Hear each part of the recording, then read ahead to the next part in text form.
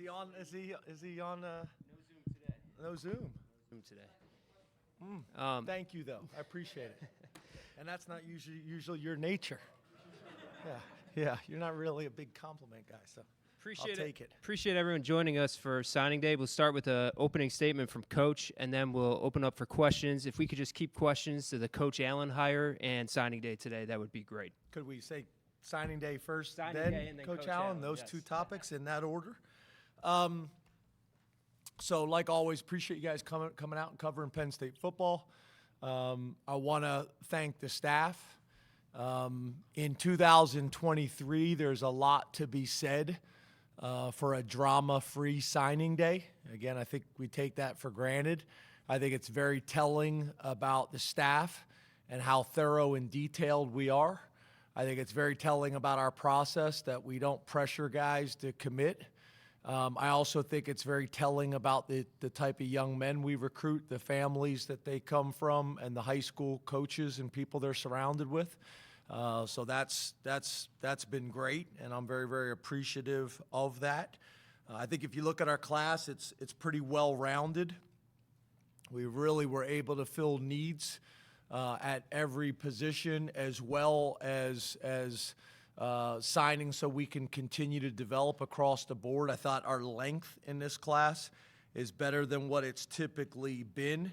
I think you guys know this as well. We got a ton of guys coming in early. Again, that's not something some programs pressure guys to come in early. We don't do it, but it continues to trend in that direction. More and more guys wanting to get on campus as early as possible. So we're excited about that, but I think there's also going to be opportunities for guys that come in the summer to still be able to impact our program and our roster, and we saw that last year as well. So that will continue. As you guys know, from literally my first press conference, we're gonna make Pennsylvania a priority. You know, I think we did a really good job of that the last couple of years. That continues to be a priority for us. We want the best players in PA to stay in PA, and specifically at Penn State. If you look at us, we have a tremendous hit. If you say in terms of the guys that have chose to stay home, we've hit really well in terms of those guys staying home and being successful. Whether that is a guy like Saquon Barkley or Micah Parsons or Miles Sanders, Abdul Carter, I can go on and on. Nick Singleton, the guys that have chose to stay home as high-profile recruits. And there's a number of guys I could name. Those guys have done really well here, and I think it makes sense for both parties. So we take a lot of pride in that. And then also the region. But then we've also been able to tap into some other areas which are really important for us as well, and guys really coming from all over the country and being successful here. And again, that's been going on for a long time at Penn State, so we take a lot of pride in that. So, overall, I thought we had a really good day. It's been great to get, the coordinators on board both before signing day. I think that was important. I think that could have caused some issues for us. So I want to thank the board for the support there as well.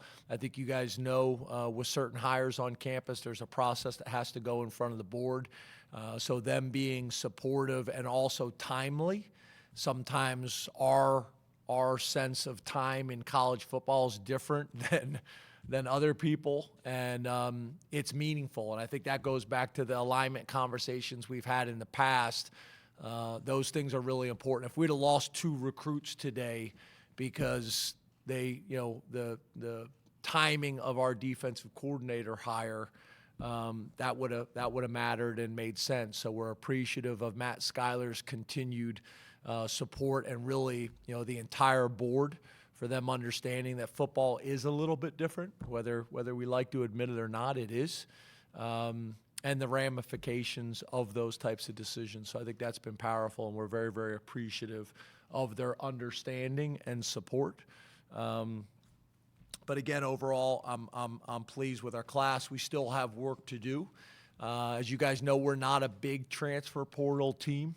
And then not only that, just the way we go about our process is different. It's amazing. There's guys that take, some Penn State guys that decide to go in the portal and no one ever calls. And we try to be as thorough and detailed as we possibly can be with that process as well. And that's out of a ton of respect for the young men that we have in our current locker room and making sure that we're bringing the right guys in that are going to complement them as well as create the most competitive environment that we possibly can create. So we got some work to do there in a short period of time.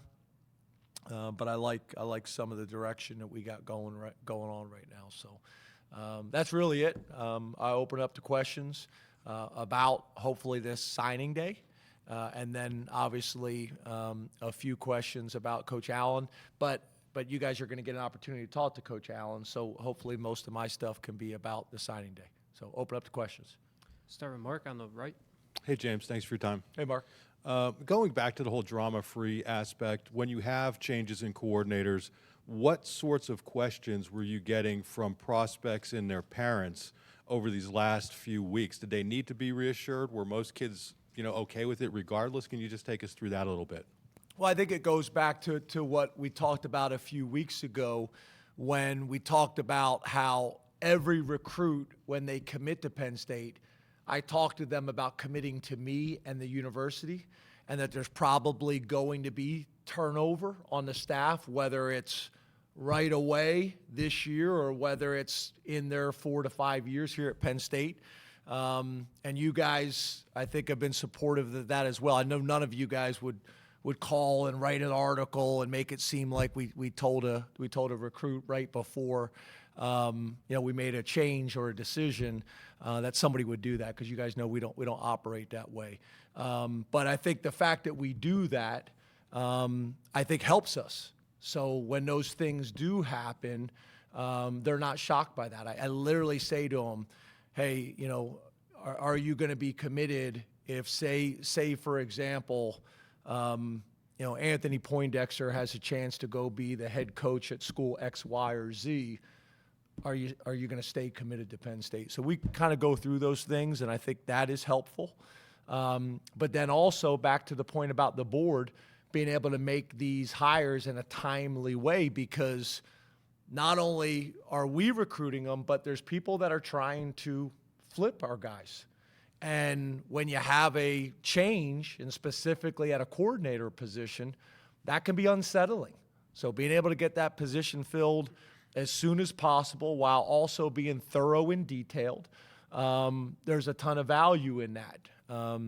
But I think the other thing is being able to tell the story, right? Whether it's been at Vanderbilt or whether it's been at Penn State, we got a history of playing really good defense under this current era, but really, like Terry Smith said today, really going back forever at Penn State. We have played good defense here for a long time.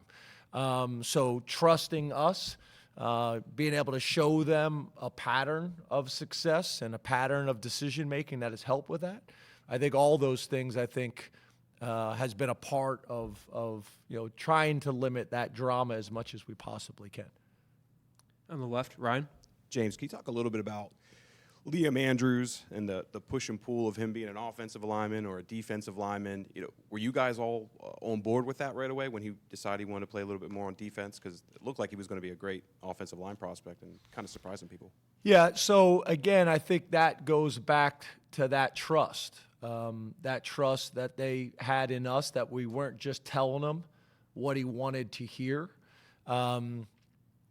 We were recruiting him hard as an offensive lineman and thought he had a chance to be special as an offensive lineman. But I think you guys know with us, we're an under-promise, over-deliver program, and I'm not going to tell a guy what he wants to hear to get him here and then switch it with other alternative motives or agendas. We're not going to do that. So, when we decided to say we're going to take you as a defensive lineman, if I'm remembering the timeline correctly, Dion was able to go see him work out, whether it was off campus at like a New England showcase or whether it was here.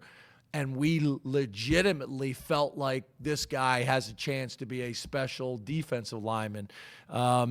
So we were able to be transparent and authentic with him and his family and say, yeah, we're recruiting you as a defensive lineman, and feel like not only, are you going to be able to do it, but you're going to do it as a high level. Because I think that's another part of our responsibility is, even if a kid wants to play D lineman, but we really feel like their best future is as a offensive lineman, we'll tell them that. I think at the end of the day, we're going to let kids play the position they want to play. But when we evaluated him and Dion evaluated him, we were very excited about his futures as a defensive tackle, specifically as an inside guy. His ability to bend, change direction, his competitiveness. We think he's going to be a big guy. Coach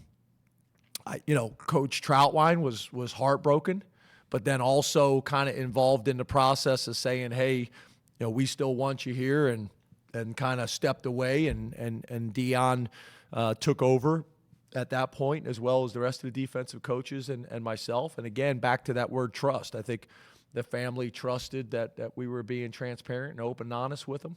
And it really worked out well. I think the kid felt good about Penn State before that. Now it was just a position thing we had to work through. And we're excited about him. He's got some bumps and bruises he's working through right now. But hopefully we'll get him. We'll get him rehab and in a position to be able to compete by the time summer camp comes around. On the right, Tyler. Hey, James. Hey, Tyler. If I could ask about your offensive line class, big group, familiar with them by now. I think all 5 of them were on campus together for camp in the summer. So based on your understanding of what this group brings, impact in 2024 and then long term, and if I could just ask 2 guys specifically, if you're able to expand on a bit. Cooper Cousins, he spent so much time as the first commit in this class, and he seems a little bit physically different than these guys are at this age. And then Garrett Sexton, because of his background, and I think his coach called him an athletic unicorn. Where does he rank on the unique scale in your career recruiting guys on the offensive front? Yep. So, yeah, Coop's kind of an unusual guy, right? I think, first of all, I think he could play all 5 positions. You don't usually see a 6'6", 320-pound guy play center. I think that's unusual. In some ways, I think it hurt him in the rankings, because I think when they ranked him as an offensive lineman, they ranked him as an interior guy, and they always ranked the interior guys lower than the tackles. From having him in camp, I think he could play all 5 spots, and there's tremendous value in guys like that. He came to every camp. That was unique. We played him at tackle, and he showed he could do it. He's got a nasty streak, and to your point, he doesn't look like a high school kid. He's a lean 6'6", 320 pounds, which is unusual. He also was really what I could say about a lot of these guys. He was a high production, highly rated guy who was low maintenance. I mean, literally, we offered him. They all looked at us, the whole family. He walked around the corner. I think we did this, I want to say it was maybe during COVID or somewhere around that time, because I think we were meeting outside. I'm trying to remember. And he walked away and came back like 4 minutes later and said, "We're coming." And that was the end of it.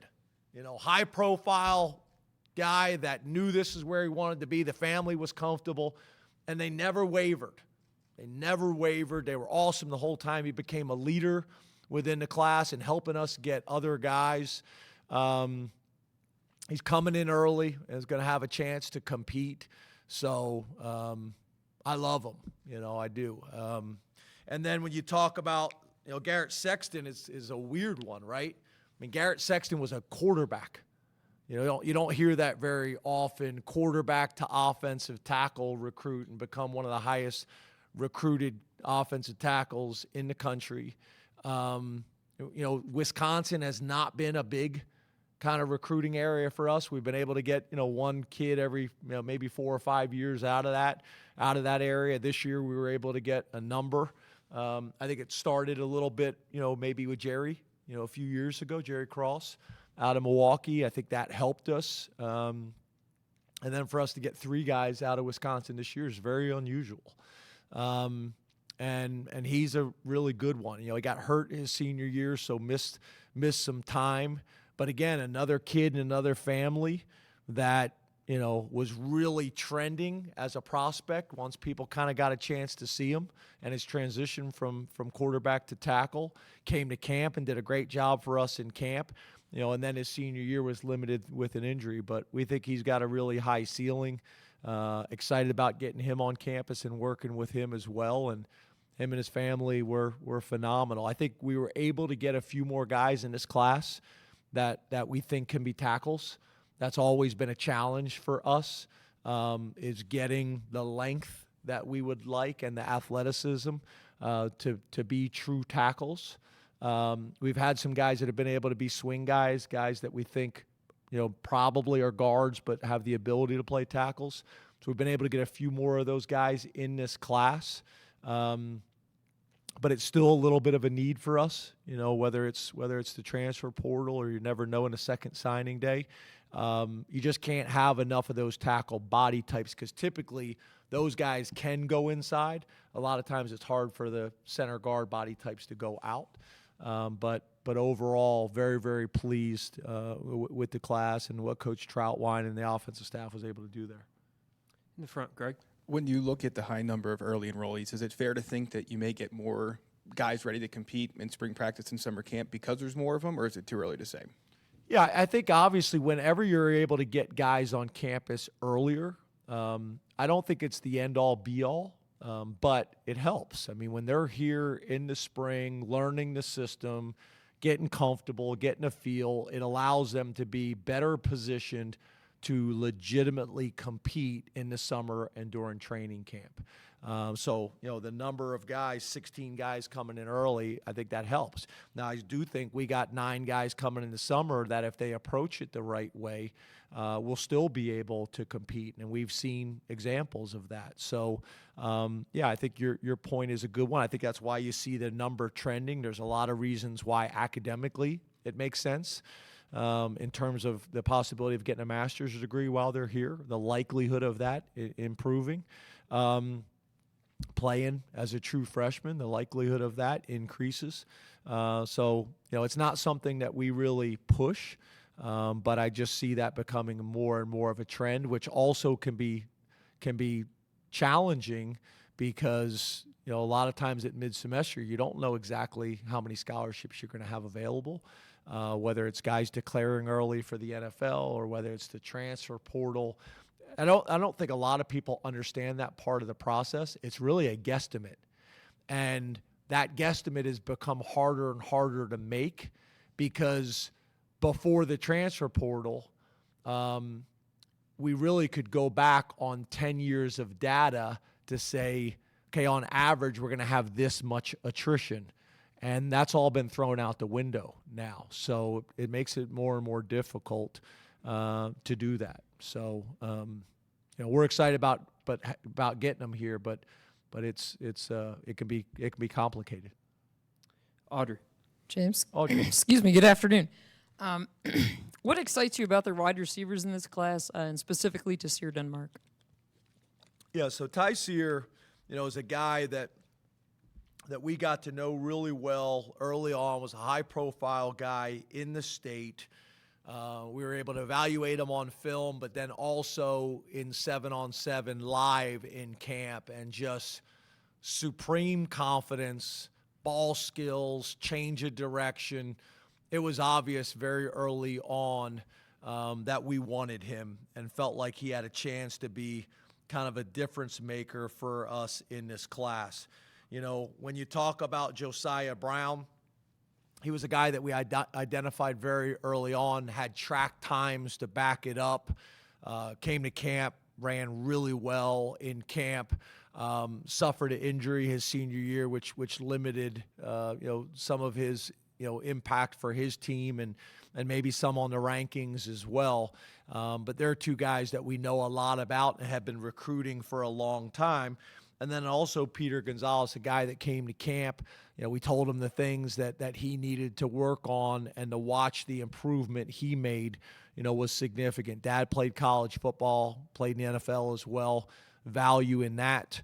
And then just really his measurables, height, weight, speed, and then had a really productive senior year. So, we love those guys that we got coming in. I don't think I missed anybody, but we love those guys coming in, kind of different body types, different skill sets that we think will help that room and create a competitive edge for us.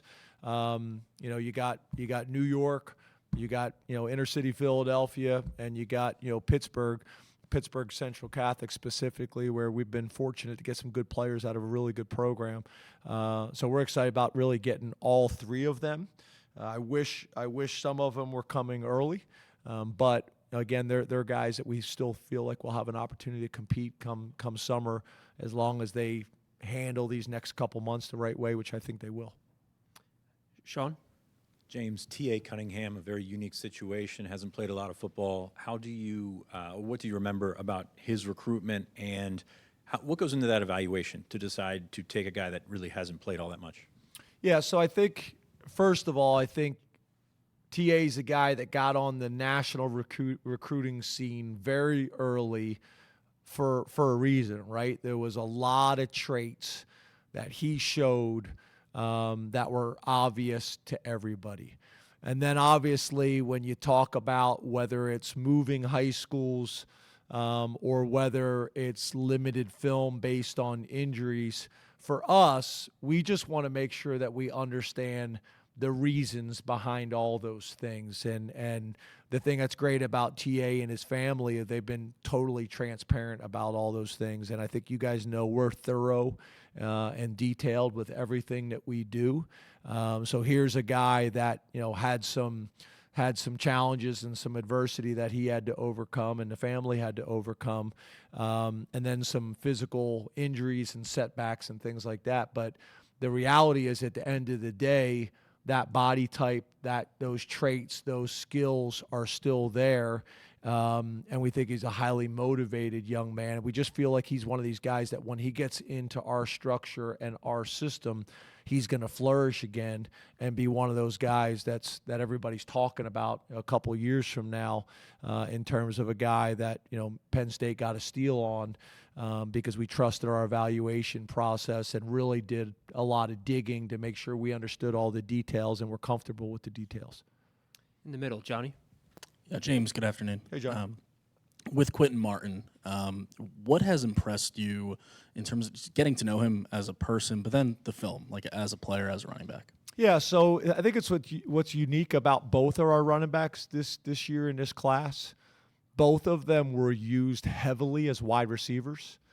And I think in today's college football or the NFL, the more ways you can use running backs, the better. And I think, we made a huge investment this offseason and during the season to use our running backs in different ways, and we want to continue to grow in that area. But I actually think both Quentin and Corey could play wide receiver for us.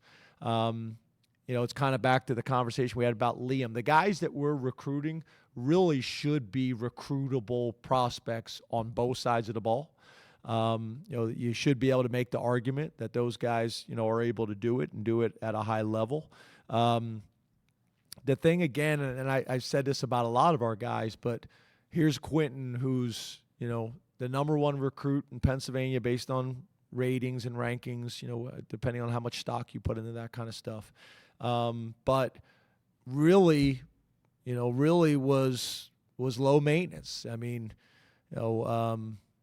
Quentin and his family and his support system have been awesome.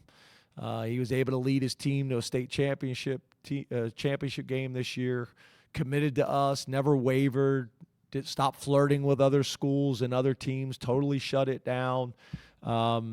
Really has done extremely well academically. It's just been awesome. And, and again, back to that whole, Jaywan Sider's a guy that I think if he chooses to be a head coach is going to be a head coach. You just saw another one of our former guys, Jared Parker, get the head job at Troy. There's been a bunch of guys that have come through here that have gone on to be head coaches. And here's another one that, I wanted to make sure Quentin, understood that as well. If Coach Sider decides he wants to be a head coach, he's going to be. So are you comfortable with that and committing to Penn State? And Terry Smith and myself, Terry's another guy like that we talk about. And Quentin and his family really never wavered. Had some hard conversations early on and working through some dynamics and things like that, but was awesome. And I just think, I don't care what business you're in, what industry you're in, when you're in a leadership position, the more staff that you can have that are high production and low maintenance, the more players that are high production and low maintenance, especially in 2023 with all of the craziness going on in college athletics and specifically college football, that's something that we really value. And I think he's another example of that. And then he's coming in to one of the best running back rooms in the country. That didn't intimidate him either. Wants to come in and compete and see how things play out, and we're going to put him in position to do so. So it's awesome. We got a pretty good run going right now, again, of the state of Pennsylvania and the number one player in the state of Pennsylvania. We got to do it again next year. That's not looking as promising right now as it has been the last couple of years, but we're going to battle and find a way to get that one done as well. And all these players like Nick Singleton and Quentin that have done it, they got a responsibility to help us sign the number one player in the state next year as well. So we take a lot of pride in that. Again, I'm a big believer for a lot of different reasons, not just Penn State's, but for the young men, that's a win-win for everybody. The best players in Pennsylvania need to stay in Pennsylvania. They need to come to Penn State. I also believe the best players in the region should come to Penn State. I'm biased, but I think we're the best option in terms of combination of school and football and being able to compete at the very highest level. We're the best option within the footprint. And that's no disrespect to any other program, but I believe that, and I feel that way. Back left corner, Allie. Hi, Al. Hey, Coach. How are you? Good. How are you? Good. We talked to a couple lettermen recently in the last couple weeks about what it means to play at Penn State, what type of kid they think comes to Penn State. But in your words as the head football coach, intangibles for the field, fine, but what type of person are you looking for to join your program? Yeah, I think that's one of the things that I think you guys have heard me talk about in the past, and I talk about with the staff a lot. And again, knock on wood, I think we've done a good job of this because, again, we're responsible for 125 18 to 22-year-old males, the most unpredictable group of people on the planet, and we're responsible for them unfairly 24 hours a day. And we've worked really hard at making sure we know what we're bringing into the locker room. Not perfect, but make sure we know who we're bringing in the locker room, who we're bringing into the Happy Valley community, who we're bringing into the brotherhood of Letterman, and making sure that the guys that we take, that the Lettermen are going to be proud of those guys, the community is going to be proud of. And again, that's not easy, but I think we do a ton of homework there. Just like myself, they're not all perfect, but I do believe the guys that we're bringing within our structure and within our support system will flourish. I really believe that. We got a ton of examples of guys that have flourished under the structure and under the system. So for us, I talk to the staff a lot about don't get intoxicated by talent and talent alone. Look at the transcript. There's a ton of information on that transcript besides just GPA, absences, tardies, the type of classes they're taking. Ask a ton of questions at the school. You guys have heard me talk about this before. Talk to the high school coach, but there's pressure on the high school coach, right? Talk to the teachers, talk to the guidance counselor, talk to the principal, talk to other students in the hallway. You guys have heard me talk about this before. My mom was a hall aide as well as a janitor in our school system. Talk to them. They know everything. And how these young men treat, people that work in those buildings, I think is very, very telling. Talk to other coaches in the community that don't have the pressure to talk, kindly about the kids. Get information from them. Be willing to ask the tough, uncomfortable questions. And it's funny because I say the same thing to recruits. Like, I'm a big boy. You won't hurt my feelings. Like, ask the tough questions. If there's concerns that you or your family have, or other schools have negative recruited, just ask.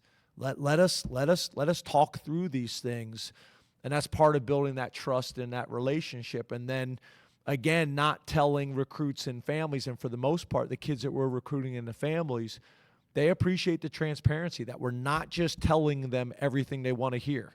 Oh, you want to wear number 1? You got number 1. And you've told that to every recruit in the class, even the O-lineman. Like, are you going to start as a true freshman? Oh, yeah, you're going to start as a true freshman, Back when we were in Pollock dorms, oh, you're going to have your own room with your own bathroom, and then they show up and they didn't. Like, we're a under-promise, over-deliver program. And I think sometimes we lose kids for that because we don't sell them on a fantasy. We sell them on the reality. But I think when you sell young men and their families on the reality, then I have a better chance of holding them accountable to what the expectations are once they get here, and that trust is established. And then once they get here, you're able to build on that trust in that relationship. Because as you guys know as well as I, it's not going to go perfect. They're going to think they're going to play as a true freshman. Some will, some won't. Some are going to expect to play as redshirt freshmen or true sophomores, and maybe they don't get the same amount of playing time that they thought they were going to get. Or maybe they, miss a couple field goals and then social media blows up on them. Like, there's going to be adversity that comes. So by really developing his relationship based on trust and love and support through the good times and bad times, I think it allows you to overcome some of those things. And we've been fortunate. We've been fortunate through chemistry, love, support, honesty, transparency, that I think we've been able to work through a lot of issues that can be challenging at times. Middle right, John. Hey, James. How we doing? Good. With regard to Tom Allen, you mentioned wanting someone with head coaching And that was experience. how many questions we got before Tom Allen? About 35 minutes. 5, 6, 7 questions. 7 questions, and how much time? 34 minutes. 34 minutes. Thank you. You guys are awesome today. Correction, With- 8. 8 questions. With regard to Tom Allen, though, you mentioned wanting someone with head coaching experience, but he obviously hasn't been a full-time defensive coordinator since 2016. How does that change the evaluation process, and how do you kind of fill those gaps when there's not maybe a recent sample of him being a defensive coordinator? Yeah, I think that's a great question. So a couple things. I think, first of all, the combination of being a defensive coordinator and a highly successful one. When he was the defensive coordinator at Indiana, they were the most improved defense in the country. And I think that's the other thing that you have to be careful of. Say you're trying to hire 2 coordinators and you're trying to decide between the 2. We all have to recognize they're different programs. Like, there shouldn't be the same expectation for different programs. So as much as you possibly can, you're trying to compare apples to apples and oranges to oranges, which is difficult to do. In college football in general, right? When some teams play 9 conference games and other conferences play 8, that's hard to do. So what we try to do is say, okay, the things that you can control, did you control them? And when he was the defensive coordinator, it was the most improved defense in the country. That was telling. Okay, so here's the other thing. To your point, when you became the head coach, some guys get pulled in so many different directions that you're not really having the impact that you'd like to have, right? Which is natural when this job really, for the most part, requires you to be a CEO of the entire organization. There are some guys that have been able to be the head coach and offensive coordinator, or head coach and defensive coordinator, but not many. That's challenging to do. So when you get with Tom and you start talking ball, is he one of these guys that's been removed from those things and is rusty and has to get back into being able to talk ball in a way specifically to defense that gives you the confidence that it's not going to take some time for him to get back into the rhythm of calling the defense. And that was really apparent very early on to me as well as our staff, that this is a football guy that is still heavily involved in what's going on from a scheme and from a fundamental perspective.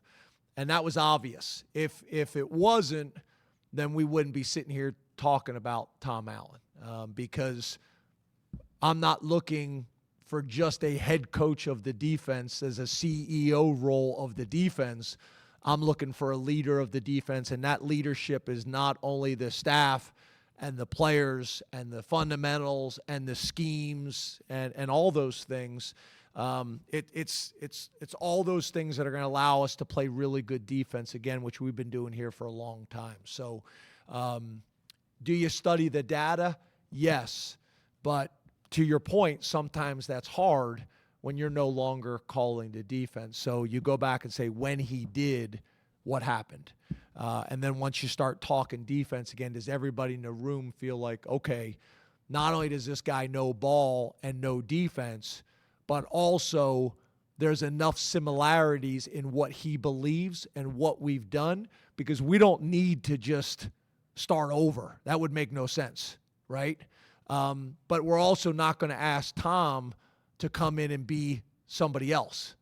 He's got to say, okay, here are the things that are non-negotiables for Tom Allen and how we're going to run our defense, and allow him to have the answers to the problems, because that's the issue, right? You hire somebody to run somebody else's defense.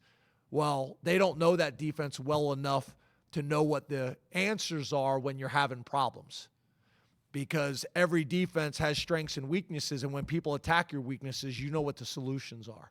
So these were a lot of discussions that we had when we hired Andy and Tom, because really on either side of the ball, we're not as far away as we think to go where we want to go, specifically on the defensive side of the ball. So all these things were part of this conversation, and Tom needed to be comfortable with that, because just like we talked about with the recruits, I'm also not going to sell Tom on something and then he gets here and I want something different.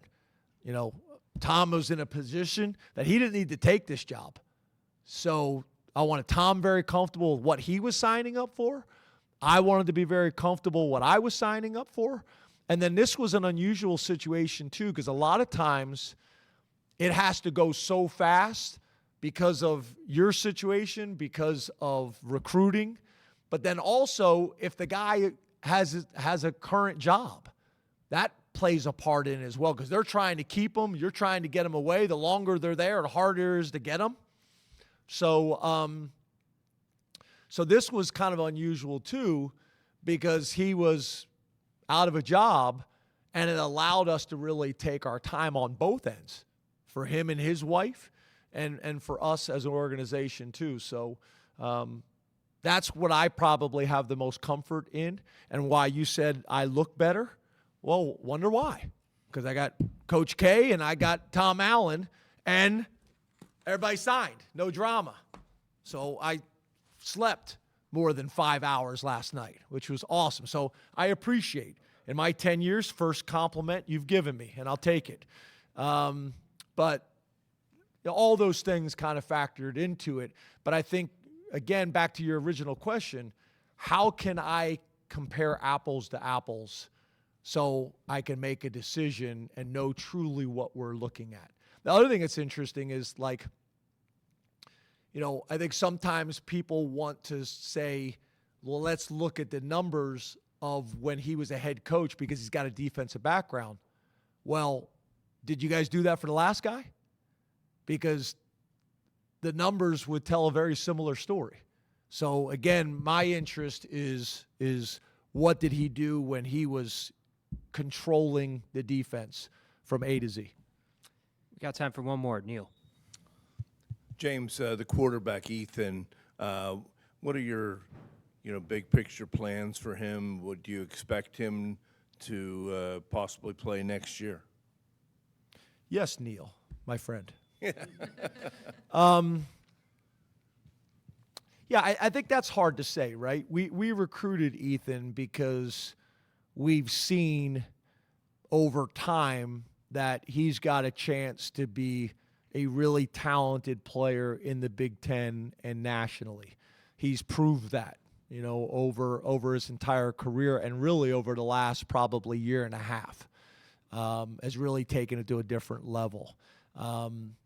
His high school and his high school coach did a phenomenal job with him.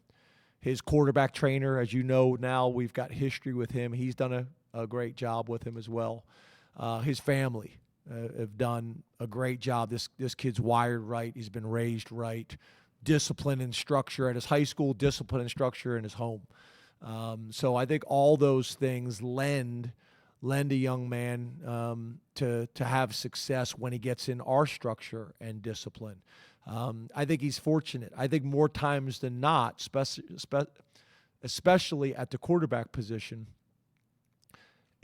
are there exceptions? Yes, but more times than not, you'd like to come in and sit behind a guy for a year and learn and take it all in. I think there's a reason why Drew threw 23 touchdown passes and 1 interception, or whatever that number was this year. I think being able to sit behind Sean and learn behind Sean was valuable. When I was with the Green Bay Packers and we had Brett Favre and we drafted Aaron Rodgers that year, I think a big part of Aaron Rodgers' success was he was able to sit behind Brett, learn from Brett what Brett did well, what he would do differently, and obviously you look at his career. So I think more times than not, there's a ton of value in that. Now, does that mean that he won't have a chance to come in and compete? No. We want him to come in and compete. We want all of our guys to come in and compete.